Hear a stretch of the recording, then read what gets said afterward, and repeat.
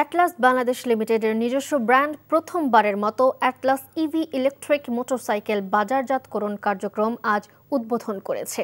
শিল্প মন্ত্রণালয়ের অধীনে বাংলাদেশ ইস্পাত প্রকৌশল কর্পোরেশনের নিয়ন্ত্রণাধীন প্রতিষ্ঠান অ্যাটলাস বাংলাদেশ লিমিটেডের নিজস্ব ব্র্যান্ড অ্যাটলাস ইভি নামের পরিবেশ বান্ধব ইলেকট্রিক মোটরসাইকেল বাজারজাতকরণ কার্যক্রমের আনুষ্ঠানিকভাবে উদ্বোধন করেন শিল্প, গৃহায়ন ও গণপূর্ত মন্ত্রণালয়ের উপদেষ্টা মোহাম্মদ আদিলুর রহমান খান।